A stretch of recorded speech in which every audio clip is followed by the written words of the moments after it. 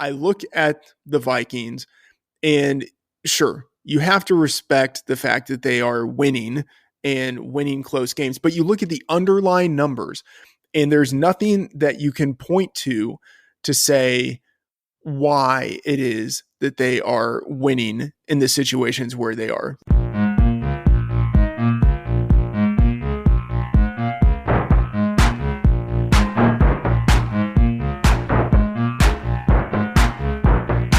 Welcome to another episode of the Football Analytics Show. My name is Ed Fang, your host. On this episode, I'm thrilled to have Matthew Freedman. He is the director of content at FantasyPros and BettingPros. Among other topics, we talk about his NFL model that he uses for handicapping games, both spreads and totals. And we talk about both the objective and the subjective aspects of it. He gives us a Week 11 NFL bet that he likes. And then we also talk about Dallas at Minnesota, San Francisco versus Arizona in Mexico, and Detroit at the New York Giants. The Football Analytics Show is brought to you by the Power Ranks Sports Betting Newsletter.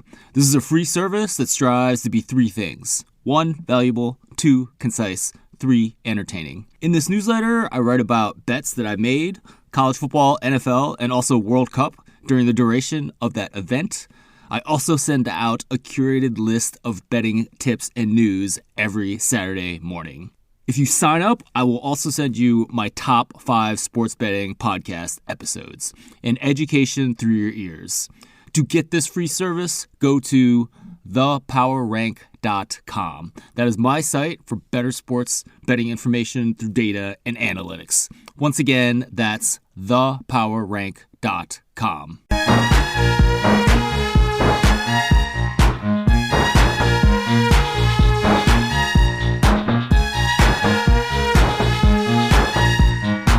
Joining me on this episode of the Football Analytics Show is Matt Freedman. He is the director of content at FantasyPros and BettingPros. Matt, welcome to the show. Hey, thanks for having me. It's always good to talk with you. Absolutely. Matt, let's get started with your story. How did you get into sports? In particular, take me back to like your first days in grad school and how sports became a part of what you were doing. Yeah, so I was, always like a sports fan, grew up in Texas. And so, rooted for the Cowboys, Rangers, Mavericks, Dallas Stars, sort of, when they were winning championships or a championship. But I got into college, didn't really focus all that much on sports because I just wanted to really try to, exert myself academically. Got into grad school, a PhD program in English, and I don't know. I started playing fantasy sports with friends from high school as a way to stay in touch with them. And I just increasingly got so focused and obsessed with fantasy sports that, when I should have been writing a dissertation, I was instead doing like deep dives on like Marvin McNutt, just like guys who would never end up doing anything in the NFL. Although I will say Marvin McNutt, extremely underrated. I still think he was like one of those guys who should have gotten more of a chance in the NFL. But like doing deep dives on these guys, NFL prospects, and because I'd really gotten into dynasty fantasy football, right? Because I loved that idea of you make a decision once and that decision could impact your roster, your franchise for the next 10 years. I just kind of liked the stakes of that more than redraft leagues. And I was just getting so into it that I started writing for a website, RotoViz, and it just kind of went from there. And eventually I also started getting into investing. And so I left grad school to join a niche startup finance company, but at the same time I was also just doing fantasy writing on the side, and eventually that turned into the full-time job. That's awesome. Did your fantasy football stuff, did that get started year 1 of your English PhD or year 2? Year 1, but that first year I was covertly managing the fantasy team of an ex-girlfriend She was in Okay. this. She was, and that was the first fantasy exposure I had. So I really had no idea what I was doing. So I was kind of learning what I was doing while screwing up someone else's team. Nice. Well, And I mean, that's it, good, especially if yeah, it's an X. exactly. It's like winning twice, even when you're losing. It's like, do you almost like root to lose? No, I mean, I still cared about that team because the thing is, it was she was in an all girls league, but Mhm. basically all of the girls in that league were sort of like fronts for their boyfriends. So it was basically Oh, like the boyfriends league. It was a weird thing. It was a weird thing. that's so cool. So in English literature grad school, I presume that there's a bunch of classes the first couple of years, right? Yeah, And yeah. then when you really started to I think what Rotoviz, when you started doing that, were you done with your coursework or Yeah, had you started your dissertation? I was done with coursework. I was researching for my dissertation, which was on the death penalty. Really fun, light topic. The death penalty in early modern British literature and society. And I still think it would have been like a cool dissertation. Like I was Mhm. actually interested by the research, but I was just more interested in like sports analytics Sure. and like there's a difference between doing the research and seeing something and having the idea and then actually needing to write a dissertation. I was interested in the research. I'm always interested in researching weird things.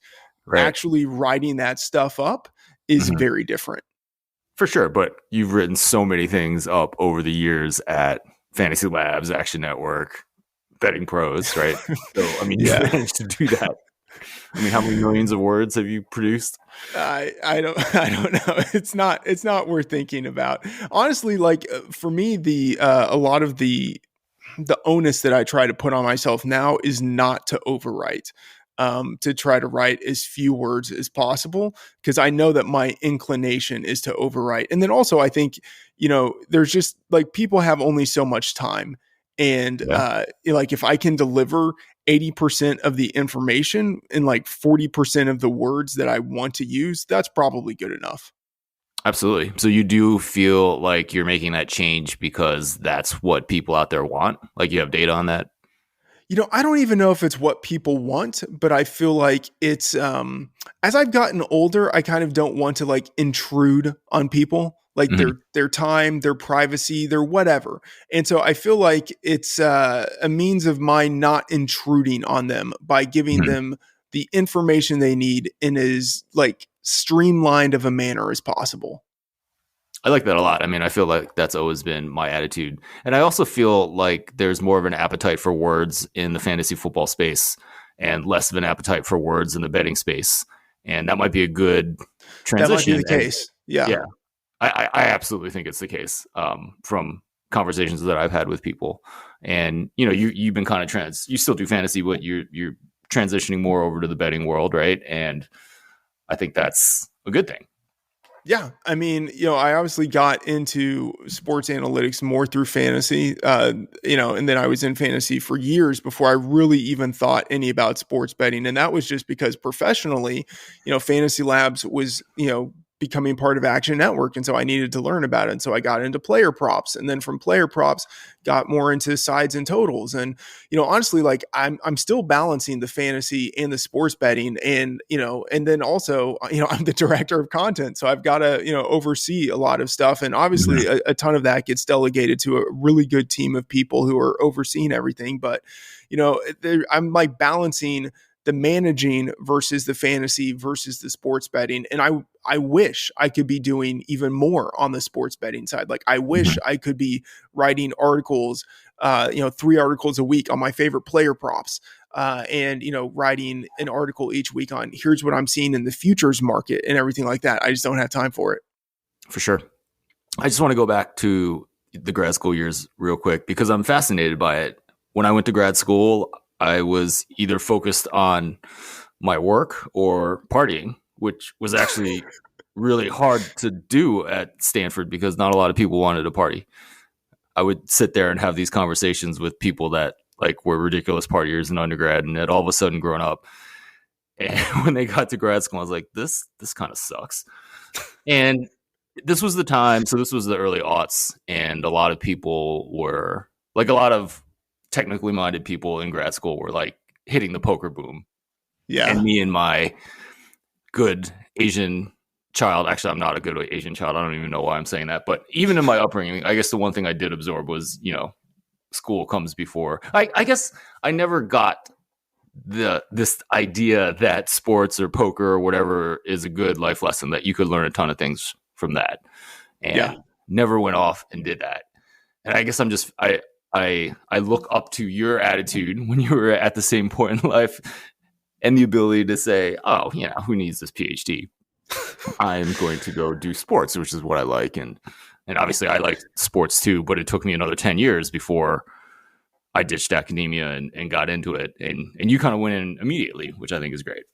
Yeah. I mean, I will say, like, I don't know. Like, I was a little bit of a slacker in high school. So in college, I really like imposed some discipline upon myself.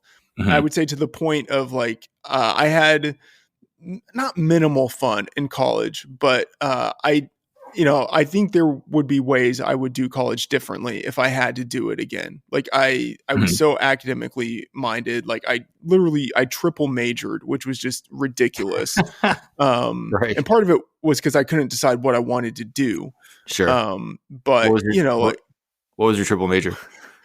biology, chemistry, and English. Oh my gosh.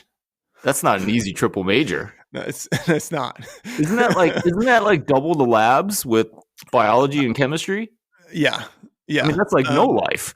No, With the, it's not easy.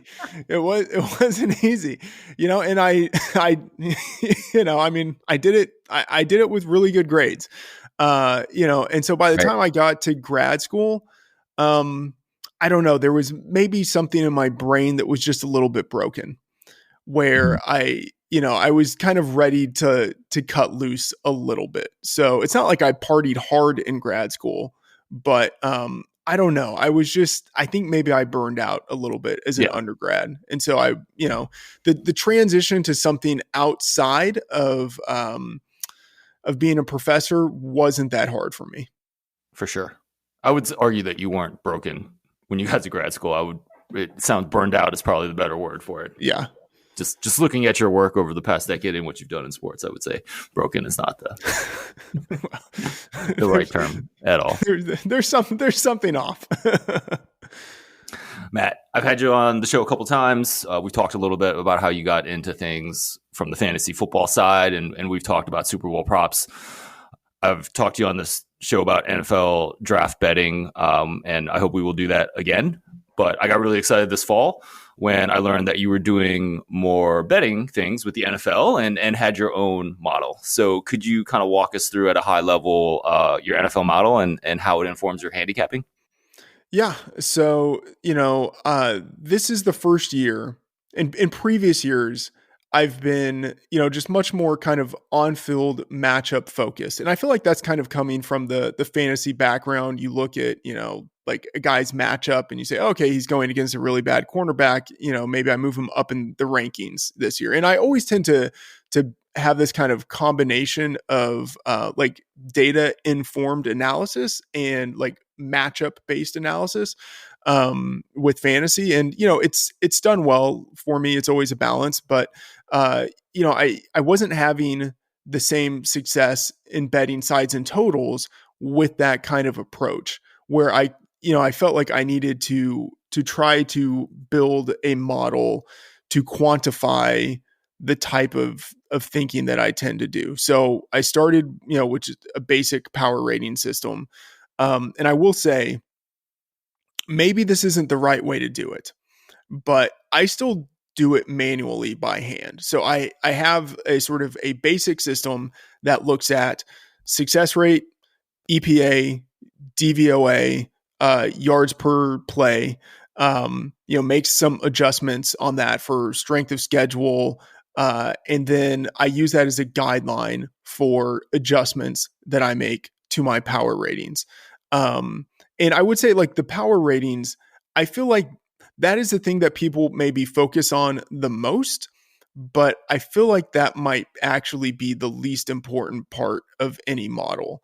And when I say model, like I am a self-taught hack, like I don't have any like data science background. This is me like putting stuff into a spreadsheet and like applying some of the basic like principles that I would say I learned in like freshman year chemistry of like stoichiometry, like thinking about like ratios and stuff.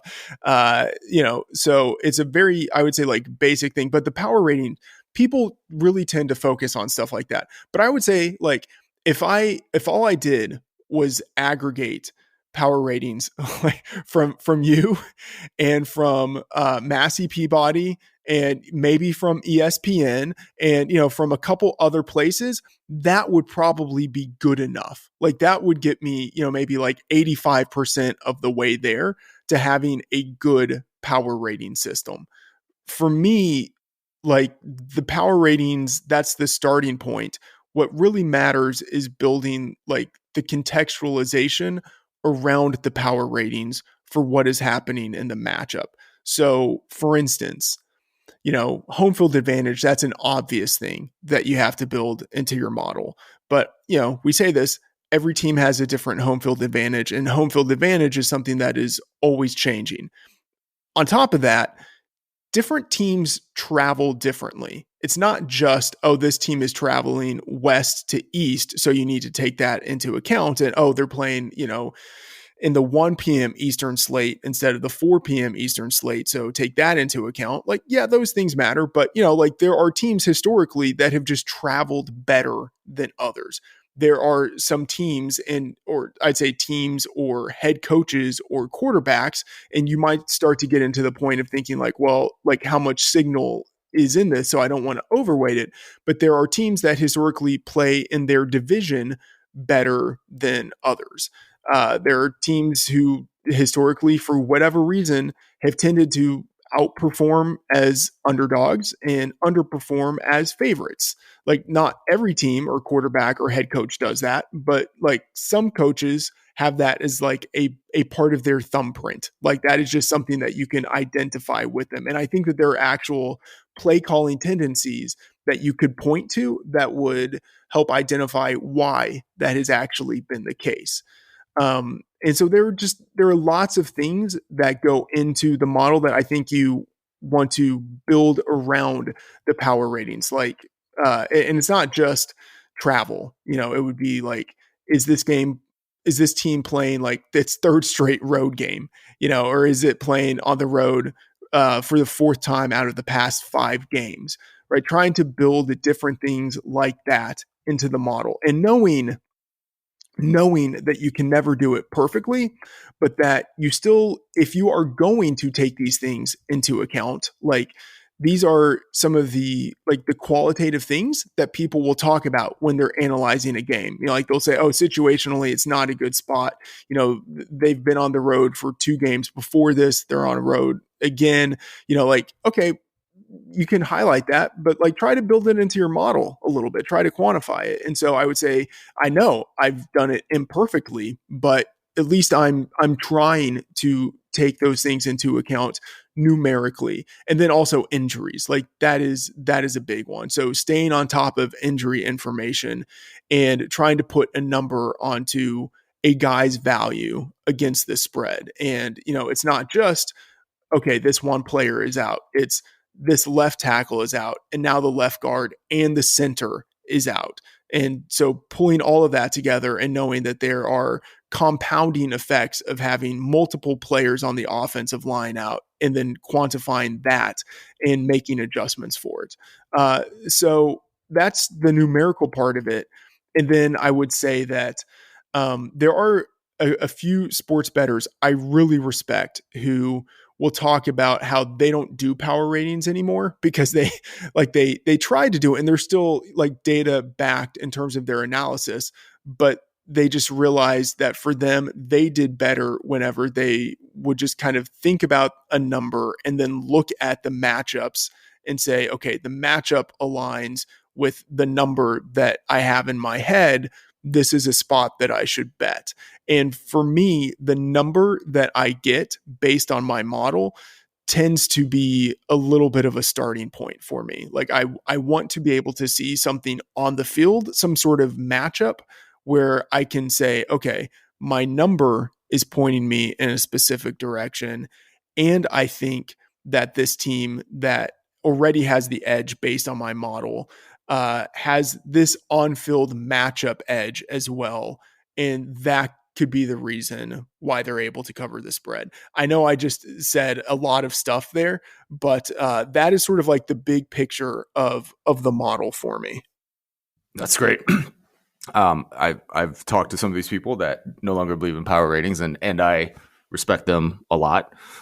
I did not say this when they were on my podcast, but I will say that I still think it's a useful approach. If you just look at the air metrics for some of my member numbers over the past couple years, they're pretty close to the closing line, and I think that makes them useful.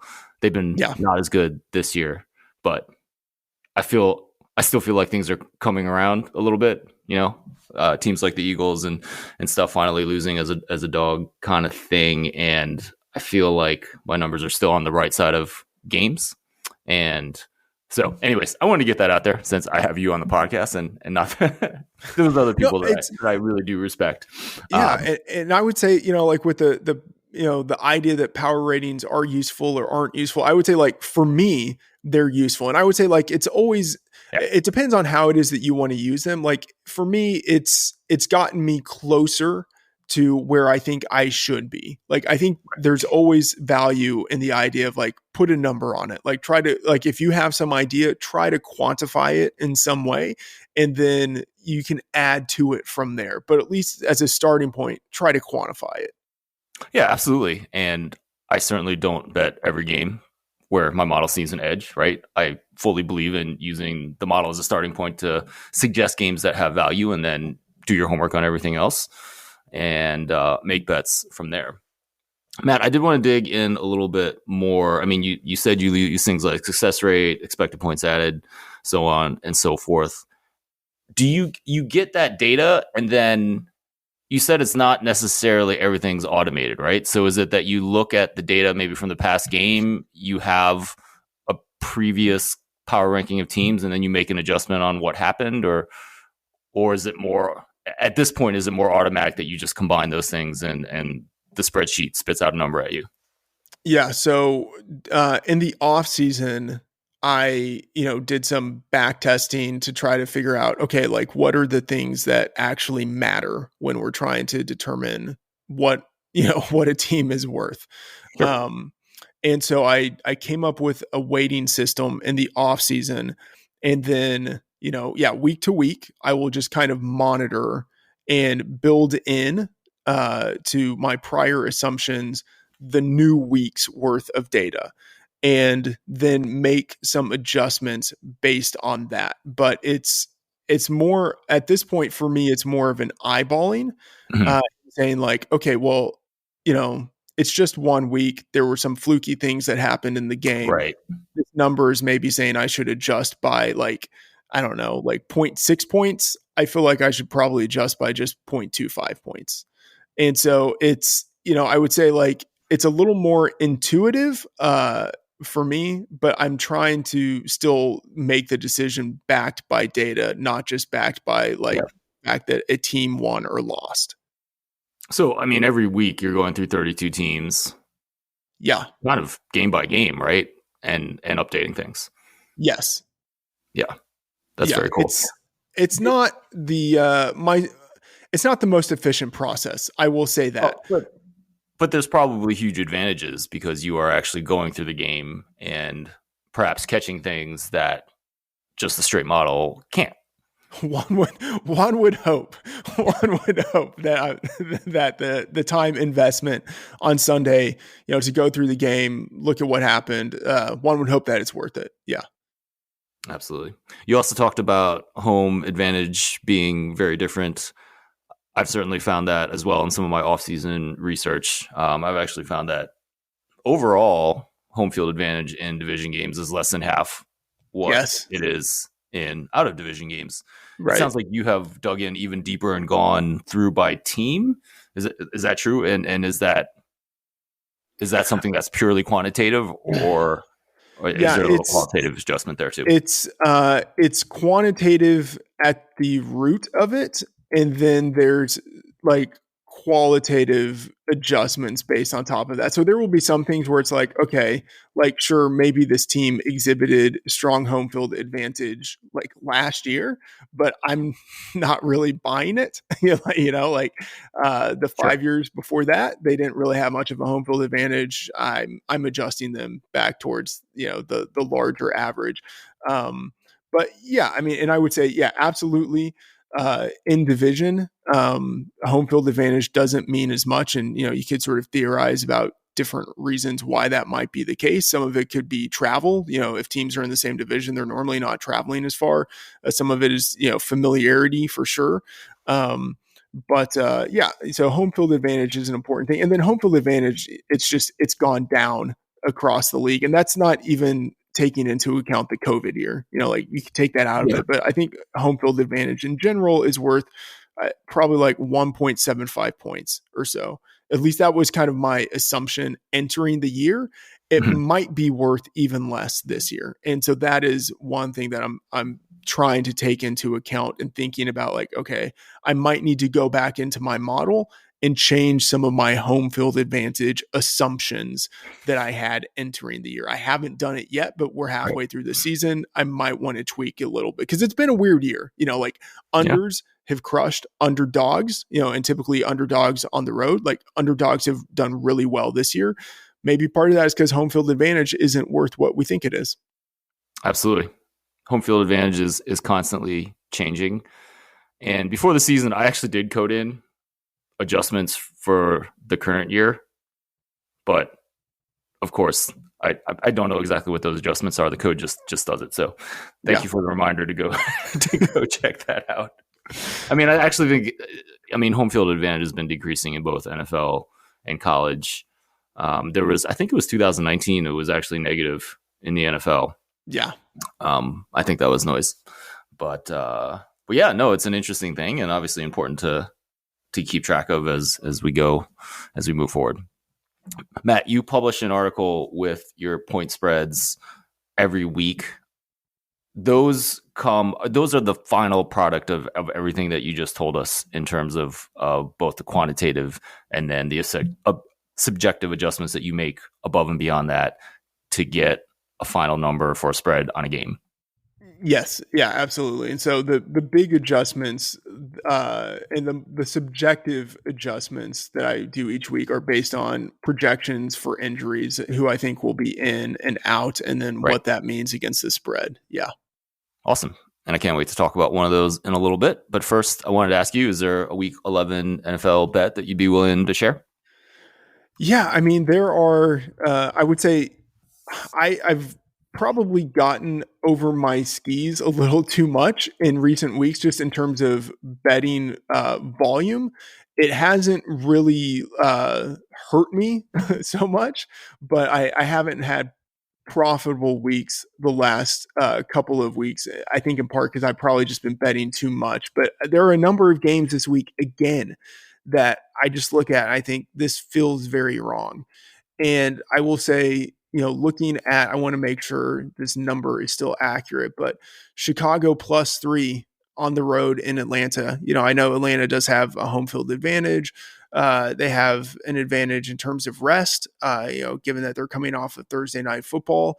But even at home, I don't think Atlanta should be favored over almost anybody. And Chicago's offense, I think, has taken a massive step forward as we have seen Justin Fields turn into something akin to, he's not quite like 2019 Lamar Jackson, but he's a step up of 2018 Lamar Jackson. Like he's turning into a legitimate NFL quarterback. And with his overall skill set, like he does have the ability to take over any game. And Atlanta is one of the worst teams in the league on defense and pass defense in particular. And, especially when they're missing their number one cornerback, and maybe AJ Terrell is able to return in this game, but even with him for most of the season, they haven't been that good in pass defense. So I think 3 points is a lot for Atlanta when their pass defense is really bad, when their pass offense is bordering on non-existent, and when Chicago is just really picking it up offensively as they see their quarterback of the future, Justin Fields, develop into, I'm not going to say a superstar, but like he's got the potential for that. I've been going against Atlanta a lot in the last couple weeks, and my numbers have gone against them a lot because we kind of made this assumption, or at least the markets made this assumption, that they weren't the worst team in the NFL. And that's right when Casey Hayward Jr. went on IR, their cornerback. And AJ Terrell's been out, in and out, and hurt. And I strongly believe that those are the two best players on that team. Yes. And so I was actually kind of surprised that my numbers had Atlanta pretty close to the spread. They had them, I think 2.8 points is what my model favors them by. But I definitely understand why you would like Chicago. I think there's definitely reasons to like that because Atlanta is really bad. I also think Chicago's pretty bad as well, but obviously, they have their issues as well. But the Fields thing is really interesting, right? Because he's clearly taken a step up, and they probably win last week and screw up my Lions money line bet. If he doesn't throw that pick six late in the game, right? So I guess how much of it is kind of watching the development of Fields in your play here? It's a massive part of it. And I will say, like, I still don't have the Bears as a good team because they've had just a lot of defensive degradation, with the trade of Robert Quinn, the trade of Roquan Smith. Like, their defense is not good, but their offense is really starting to come together, and it's 100% Justin Fields. It has nothing to do with any of the other players. Like Darnell Mooney, he's fine, but like I don't consider him a like quote unquote real number one wide receiver. I think Cole Kmet is an intriguing tight end, but it's not like there's anything all that special about him. It is 100% Justin Fields. Like anytime I move the Bears up in my ratings, it's 100% because of Justin Fields. Awesome. All right, Matt, I wanted to ask you about a different game. We have Dallas traveling to Minnesota. And I actually think this is a really fascinating game because Minnesota doesn't look good by my underlying metrics, but they have won 7 straight games. Although, let's note that they have all been by one score. And it was an amazing game up in Buffalo last week where Minnesota was able to pull it out. Dallas is a team that's got Dak Prescott back, and it looks like they're getting a lot of respect from the markets as well. I think there's a lot of interesting factors going into this game. So do you have any insights into this game? No. I mean, I wish I could say yes, but no. So, I mean, I agree with you in that I look at the Vikings, and sure, you have to respect the fact that they are winning and winning close games, but you look at the underlying numbers and there's nothing that you can point to say why it is that they are winning in the situations where they are. Like there's nothing that would sort of signal like, okay, like being ultra aggressive on fourth downs, like something that would signal like, hey, they've got an edge in terms of their play calling or their head coach, their decision making, something like that would make them sort of stand above the underlying numbers. They don't really have anything like that. That said, I have this projected exactly where it is. I have Cowboys favored by 1, and on the total, I have this, let me make sure I have the right number now. 47.5 is what I'm seeing as the consensus on I'm getting a shameful plug here on the BettingPros odds page. And I have this projected at 47.6. So like I see in terms of like my numbers, I don't really see any value here.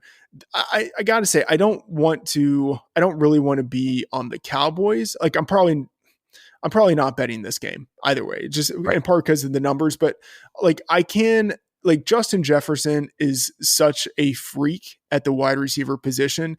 And the Cowboys, we saw this last week, they can be beat deep. I think they have issues in their secondary right now. And I don't know. Especially if Anthony Barr is out at the linebacker position, that means they're playing Micah Parsons more as a traditional off-ball linebacker than as an edge rusher, which is like exactly the wrong way to use Micah Parsons. So if they're not able to generate as much of a pass rush without Parsons, that means their secondary is a little more vulnerable. So just in terms of the matchup, I see this as being pretty even. I think Dallas is the better team, but like at the same time, there probably are things that I know my model is not capturing, and maybe those are the things that the Vikings do well. For sure. I think with the Vikings, we can be sure about one thing, and that's that Justin Jefferson is good at catching a football. But with their recent success, I feel like we're building up a lot of narratives, and maybe a narrative is they have a new coaching staff. It's no longer some of bad play calling in the clutch, so on and so forth. And I don't want to dismiss that because that could be true, but we also want to acknowledge that there's probably a ton of randomness in winning these games. And, they got some breaks at the end. I mean, they were down to Buffalo. I mean, Buffalo looked like they were going to run away with that game last week, right? And this actually reminds me of another team that's winning with awful underlying statistics, and that's the New York Giants. And so I feel like they're similar. They also have a new coach that is probably helping things, but we are perhaps I think we might be not valuing the randomness of what's going on there. And it's interesting, I kind of expect to be fading Minnesota, but I actually have this as a pretty even game, essentially a pick 'em. Not that I'm running to go bet on a Minnesota team. And then with the Giants, I actually do have Detroit +3 circled as something I need to look into. But you bet Detroit 1 week last week, and you get lucky and you win as they come back from a 14-point deficit to win outright. And do you think they get lucky again? And maybe they do. I mean, I don't think the Giants are a good team. So I guess the question is, like, do you have any thoughts on these narratives about new coaches, and are we making too much of that?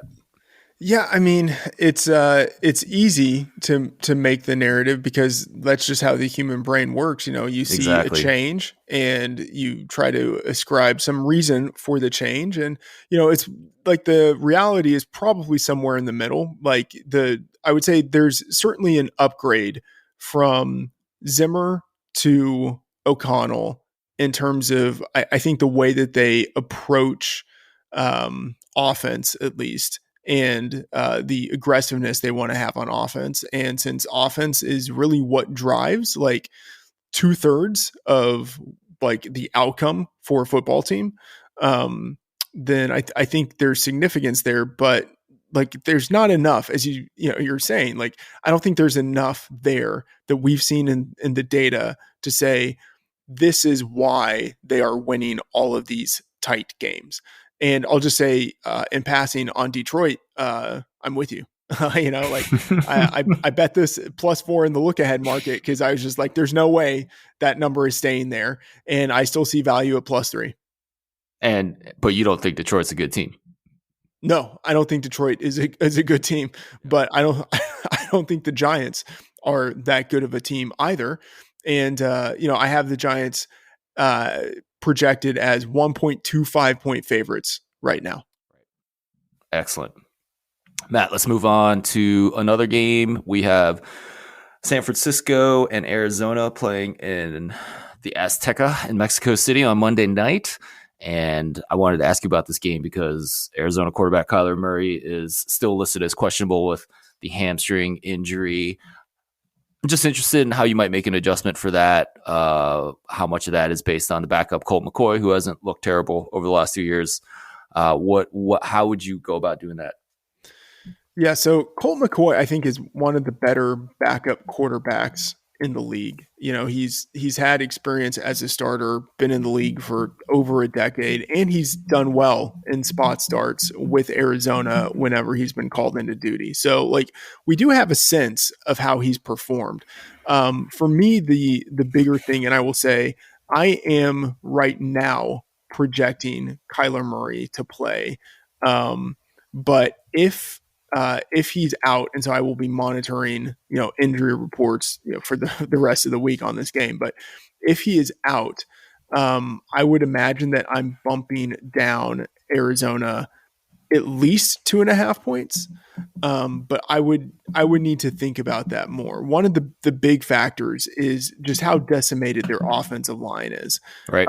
Their center was out last week. Their left tackle was out. Their left guard was out. Their backup left guard was out, and their right guard is on IR. I mean, like, come on. And now you have Zach Ertz out, and so, like, I will say that right now I am showing value on the Cardinals, but, like, I am just aware that it is very likely I am not capturing all of the injury information, or, like, properly accounting at this stage in the week for all of the injury information. So even though, like, Cliff Kingsbury as an underdog, that's, like, he's historically done well in that spot. Like, that historically is like, oh, Kingsbury is an underdog, I'm very tempted to bet on him. And then Kyle Shanahan as a favorite, very tempted to bet against him in that spot. But I will just say, like, I know that I am probably not accounting for the injury information as much as the market is, or as much as I should be at this point. Yeah, absolutely. Niners were a 7.5-point favorite. When I looked yesterday on Tuesday, they are 8.5 right now. And a lot of that obviously is the uncertainty about Murray and then all the other question marks at the offensive line position. Yeah. And as a marker of how much things have changed, this was 5.5 in the look ahead market on Thursday. And in the offseason look ahead market, this was 2. So there's been a significant change. And remember, that 2 was with Trey Lance at quarterback. So there's been a significant change in how the market has viewed these teams since the summer, and then even just in the last week. So would you, I mean, the markets essentially said that Jimmy Garoppolo was 1-2 point upgrade over Trey Lance, at least the Trey Lance version that started the season. What would you make it? I mean, I think that's accurate.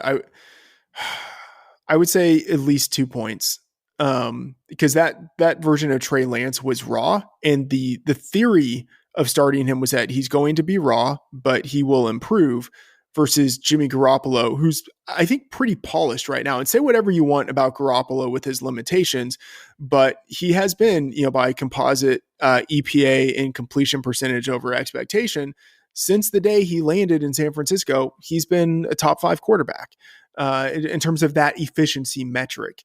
And, when healthy, he's been able to guide them, or at least not limit them, to get to a Super Bowl and, another NFC championship game on top of that. So, like, that offense with Garoppolo is pretty decent. I think he's at least 2 points better than Trey Lance, but probably more than that. Do you think Garoppolo is a top 5 quarterback? No, not in reality, but within the confines of what he's asked to do in that Shanahan scheme, he can, on a per drop back basis, be a top 10 quarterback. Yeah, for sure. Yeah, and I think that's a good example of where you need to make some adjustments beyond what the pure numbers say, partially because it's just a small sample size in football, even over a couple of seasons. But in some sense, I just don't think that passes the eye test. Yeah. Matt, would you be willing to give us a surprise prediction for the rest of the NFL season? Yeah, I don't know how surprising of a prediction this actually is, but I will say I don't think that Tua Tagovailoa finishes as the MVP. Like, I'm not going to go that far, but I do think that he does finish as the number one quarterback in a ton of efficiency metrics. I think he finishes as the number one quarterback in adjusted yards per attempt, the number one quarterback in QBR, the number one quarterback in composite EPA and CPOE. And if you put all that stuff together, normally that equals an MVP.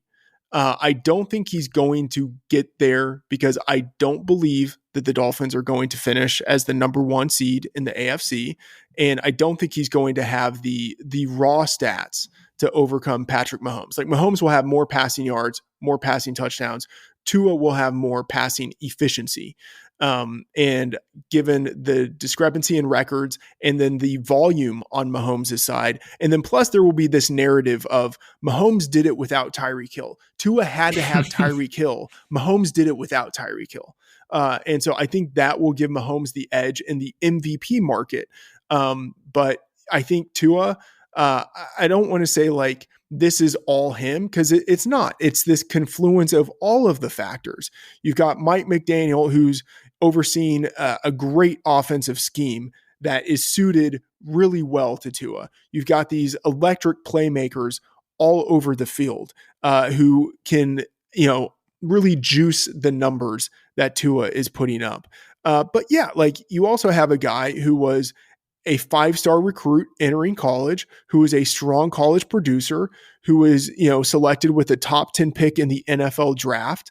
And, you can explain away some of the struggles he had early in his career by the circumstances that he was in, dealing with the hip injury, the flux of offensive coordinator situations. So I think like, it's not to say that Tua is the best quarterback in the league or like, really in a vacuum, the most efficient quarterback in the league. But this version of Tua that we are seeing this year in these circumstances, I think he continues this for the rest of the year. And he does finish as the number one quarterback in a ton of passing efficiency metrics.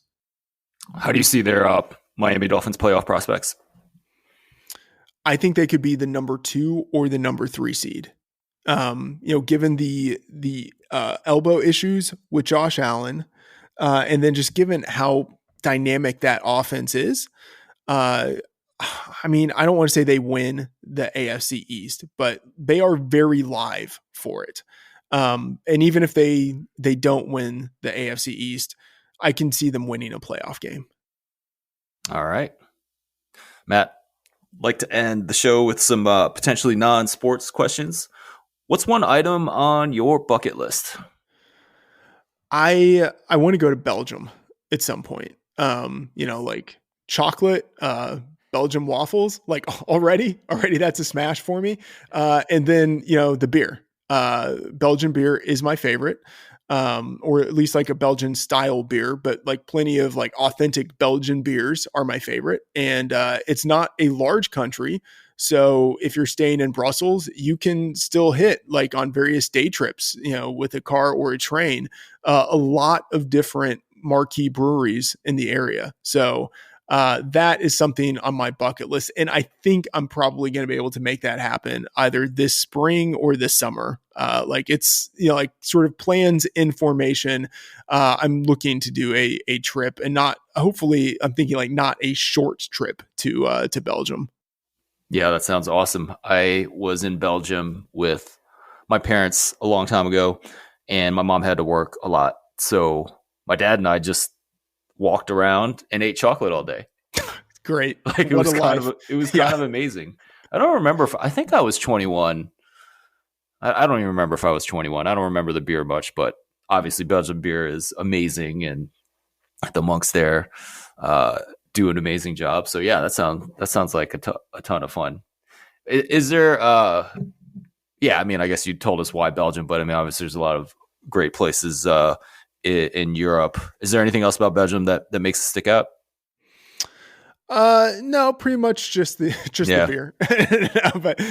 And it's, you are, like a pretty quick train ride to Paris. So like I'm imagining my wife would like that too. She's very much a Francophile. Yeah. So am I. That's the one thing on my bucket list is to spend a month in Paris, preferably with my family. Yeah. Which I don't think is actually going to happen anytime in the near future, given my wife's work schedule. But yeah, I'm a Francophile as well. We went to Paris 2019 before the pandemic, and that was it was amazing. Obviously with the food and the culture and art museums that my small children actually liked. Oh, that's a big win. It is a big win. Yeah. It was really fun. Yeah. Paris is great. Yeah. Matt, if what would you put on a billboard that would be seen by 1 million people? I have no idea. I saw this question on the I mean, like the jerk in me would be like, okay, I would sell the billboard to whoever wants it so that they can, so, and then they can put whatever they want on it and I will just take the money. But I don't know, like I'm not like a super religious person by any means. But like, I don't know, like be not afraid, that's sort of like a biblical verse, but like, I think like a lot of people make decisions out of fear. And, like fear can be a good thing at like certain key moments. But I think in general, fear is something that people need to avoid. And in times of uncertainty, I think all the more people tend to make decisions based on fear. And I think when you do that, you tend to make poor decisions, not just decisions that impact you, but decisions that impact a lot of other people as well. And so, I would just try to encourage people, like don't be scared when you are making decisions. Don't be scared going through life. Yeah, for sure. Is there an example of like one in your professional career that you kind of use that advice?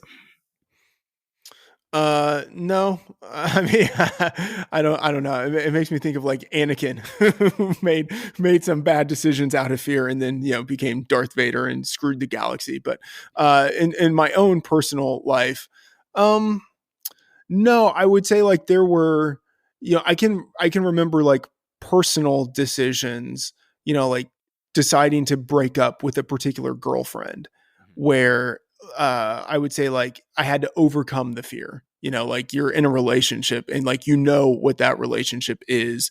There's like a certain like certainty and comfortability in all of that. But yeah, I don't know. Like that is one that kind of stands out to me, like personal decisions.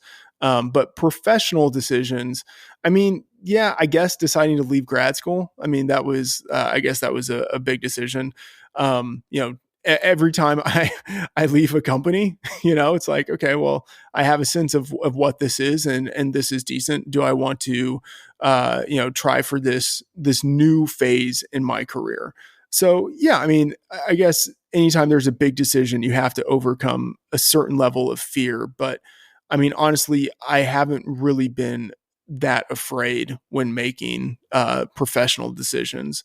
If ever I have fear on stuff, it's kind of on personal decisions. Sure. Yeah, those are obviously hard. Yeah. I also like your capitalist impulse of just renting out billboard space. There was some entrepreneur story of someone that took the recurring revenue from billboards and turned it into something much more. So I like that. I like that answer a lot. Just recurring revenue, right? Yeah, I mean, recurring revenue, that's not anything to be afraid of. I will say I never know how like personal I want to get. So my wife and I, we were thinking about adopting and we did start to go through the adoption process, and then the adoption process, it didn't work out. And like I'm thinking like that is probably the thing that has had like the most, I wouldn't say like fear attached to it in my personal life, but just like kind of uncertainty of thinking about like there are various ways of moving into the future. And like, one of those ways might include children. And then it's a question about, okay, like what is the exact path that you go down? And then, one of those ways includes not having children. And, so I would just say, like, personally, I'm thinking about it now, like, that is the situation where I've had a lot of uncertainty, because you don't, like, I've got a really good life right now and I don't want to screw it up. Like, I don't want to screw it up by having a kid. I don't want to screw it up by not having a kid. And then I'm old and I regret not having a kid. So, that's something that I would just say, like, kind of mentally, personally trying to negotiate that.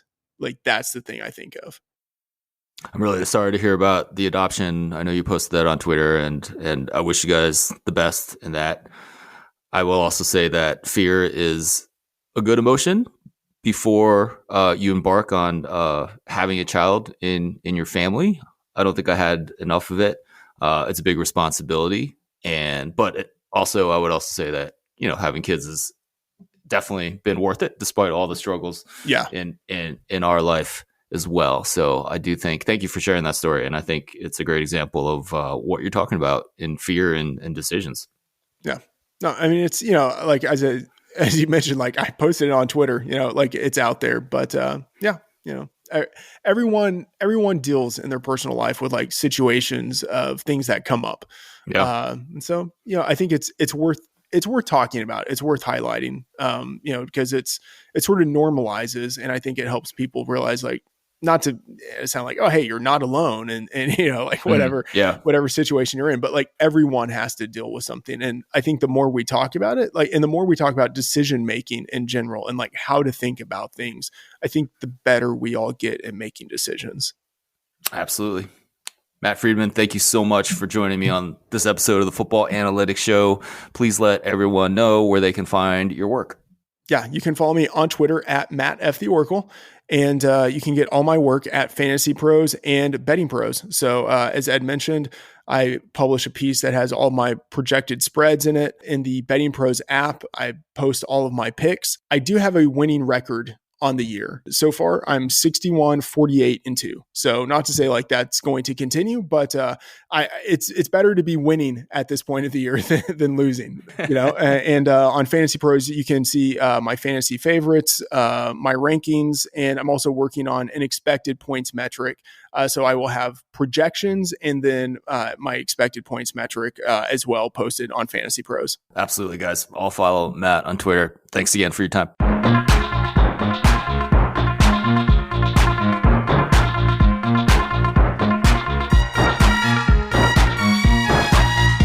This is Ed Fang, your host for the Football Analytics Show. I hope you enjoyed that conversation with Matt Freedman as much as I did. Please go check out all his good work. Follow him on Twitter and obviously all his good stuff on Betting Pros. Just a reminder, you can get my free sports betting newsletter. Go to thepowerrank.com. This podcast is supported by listeners like you through Patreon. At the $5 per month level, you get my sincere thanks, and you also get a patron-only episode. At the $10 per month level, you get everything at the lower level and the Establish the Pass mug when you sign up. I've gotten a lot of compliments on this mug, and it's the same one I drink my coffee out of every morning. There's also a third tier if you really want to get engaged with football analytics. To support this podcast, the Football Analytics Show, go to patreon.com/footballanalytics. Patreon is PATREON. Football Analytics is all one word. Once again, my name is Ed Fang. I'm honored to be your host for the Football Analytics Show. I will talk to you again soon.